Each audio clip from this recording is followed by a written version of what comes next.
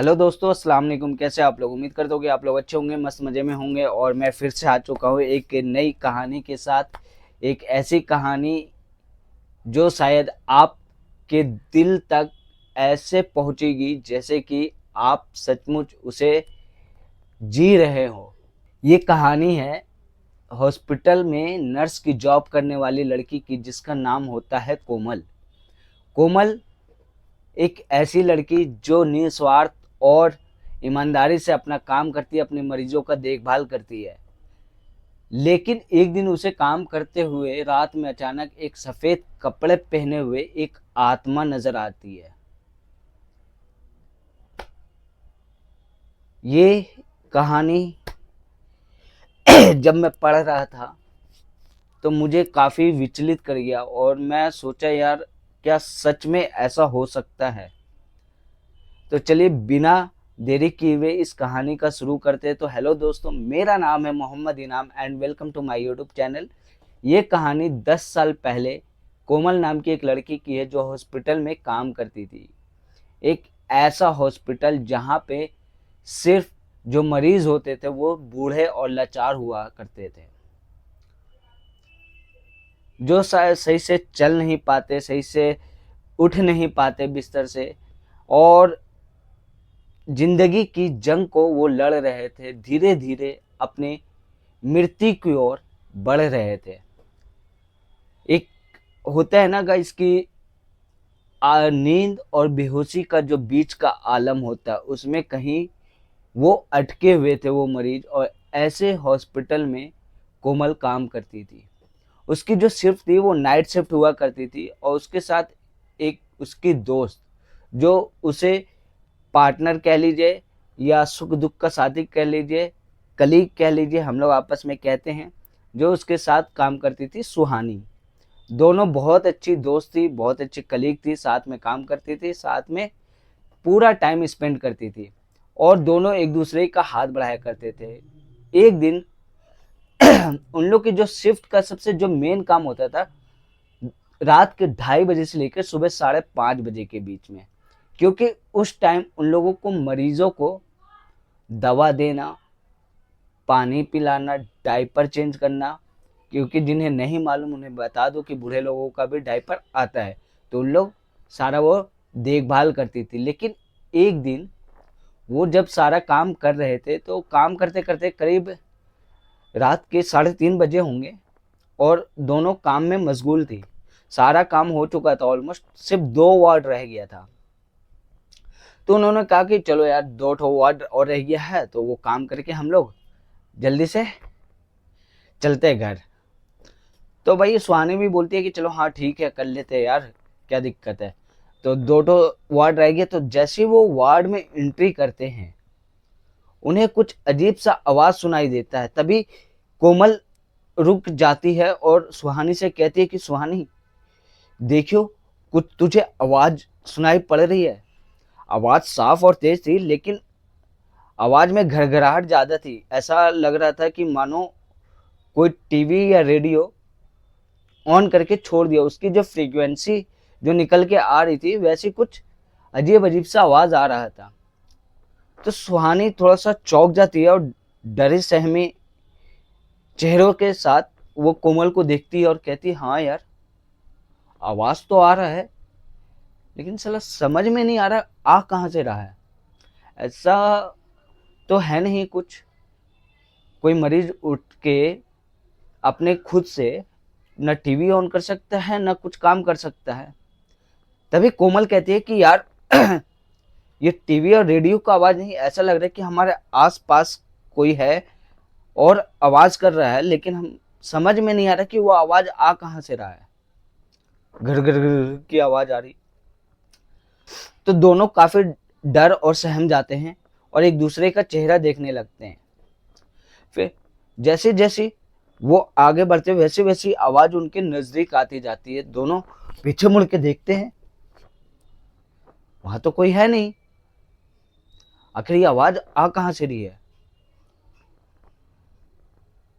तो सुहानी कहती है कि अरे छोड़ यार, कहीं से भी आ रही हो, हम लोग को काम करना है, जल्दी फटाफट काम करते हैं। तो जैसे ही वो अगले मरीज के पास पहुंचते तो देखते हैं कि वो जो मरीज है वो काफ़ी परेशान है, उसका जो मल है पूरा बिस्तर, उसका पूरा शरीर मल से पूरा गीला हो रखा है। तो दोनों उन मरीजों की देखभाल करना शुरू कर देते हैं, ये बेफिक्र से कि उनको कोई आवाज़ आ रहा है, क्योंकि अब आवाज़ आना भी बंद हो चुका था, क्योंकि वो अपने काम में मशगूल हो रहे थे। वो बाथरूम जाते, मरीज के पास आते, बाथरूम जाते, मरीज के पास आते, ऐसे कई बार उनको आना जाना करना पड़ा। और किसी तरह उन्होंने मरीज को नहलाया धुलाया, नए कपड़े पहनाए।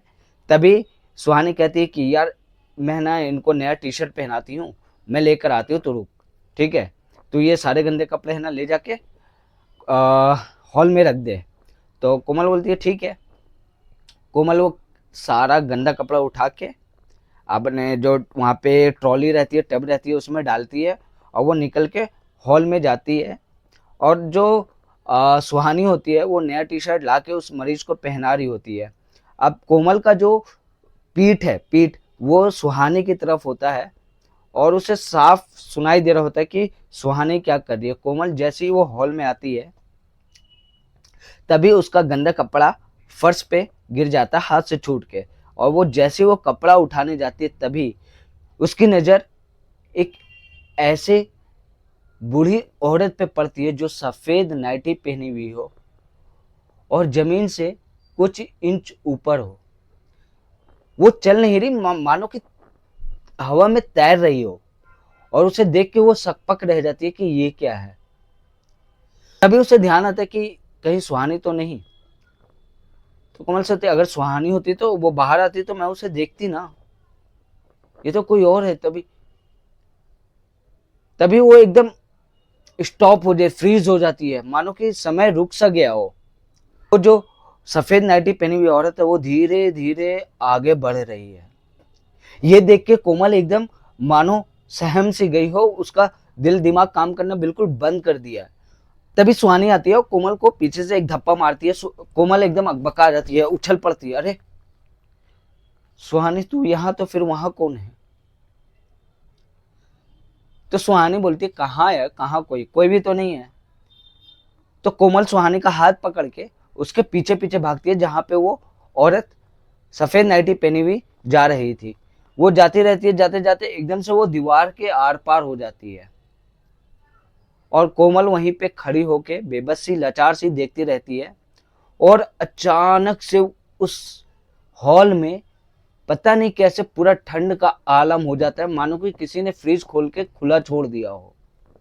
तभी सुहानी करती है कमबख्त आलम, बाहर इतनी गर्मी की तपिश है और यहाँ पता नहीं एक बैग ठंड कहाँ से पड़ने लगी है। तभी कोमल के दिमाग में आता है अरे यार सुहानी जल्दी चल, हमें नीचे जाना होगा, मिसेस जेड अब नहीं रही। सुहानी कहती है क्या बोल रही है यार तू, अभी कुछ देर पहले ही तो हम लोग उसको देख कर आए हैं, वो ठीक थी। वो कुछ सुनती नहीं, वो फटाफट नीचे जा भागती रहती है कोमल, और सुहानी उसके ठीक पीछे पीछे। और जैसे वो मिसेस जेड के वार्ड में पहुंचती है तो देखती है कि मिसेस जेड एकदम सो रही है, शरीर बिल्कुल गर्म लग रहा है, जैसे लग रहा था कि जस्ट अभी अभी इन्होंने दुनिया छोड़ी हो। ये देख के सुहानी का दिल दिमाग काम नहीं करना बंद कर देता है। वो असमंजस में पड़ जाती है और सोचती है कि कोमल को ये चीज कैसे पता। तभी कोमल अपने हेल्थ डिपार्टमेंट वाले को फोन करती है ये पुष्टि करने के लिए कि मिसेस जेड अब नहीं रही। तो हेल्थ डिपार्टमेंट वाले आते हैं और मिसेस जेड को मृत घोषित कर देते हैं। और कोमल ये सब देख के एकदम शॉक्ड हो जाती है और सोचती है कि ये जो अभी जो कुछ मिनट पहले जो मेरे साथ घटना घटी ये क्या था। लेकिन उसको डर नहीं लग रहा था कोमल को, वो बिल्कुल डर नहीं रही थी और उसके बड़े सुकून से मिसेस जेड को तैयार करती है दोनों मिलकर, और उसे अंतिम यात्रा देके उनको कॉफिन में डाल के उनकी अंतिम यात्रा पूरी करती है। कोमल बहुत थकी हुई रहती है तो उसे तुरंत नींद आ जाती है, और जब नींद आती है तो उसे एक सपना आता है कि मिसिस जेड उसके पास आ रही है एकदम। लेकिन उस टाइम वो बिल्कुल बूढ़ी नहीं लग रही थी, एकदम मानो लग रही थी कि हंसता खेलता चेहरा, मुस्कुराता हुआ चेहरा, नूरानी आंखें, आके उसके पास, कोमल के पास आके अब बोलती है, थैंक यू बेटा मेरा इतना देखभाल करने के लिए, लेकिन अब मुझे जाना होगा।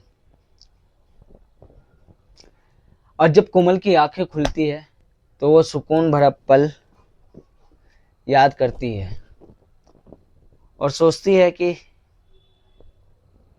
वो जो आवाज आ रही थी वो किसी टीवी या रेडियो की नहीं, वो ईवीपी होता है एक, जो आत्मा निकलते टाइम आता है, शायद ये उसकी आवाज थी।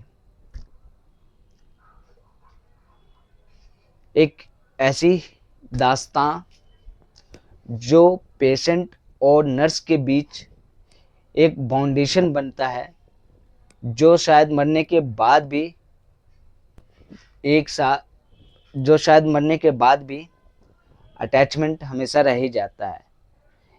ये कहानी दर्शाती है कि अगर आप अपना काम ईमानदारी और निस्वार्थ होकर किसी भी फील्ड में करते हैं तो आपको हर चीज से और खासकर दुआओं से बिल्कुल पूरी तरीके से नवाजा जाएगा।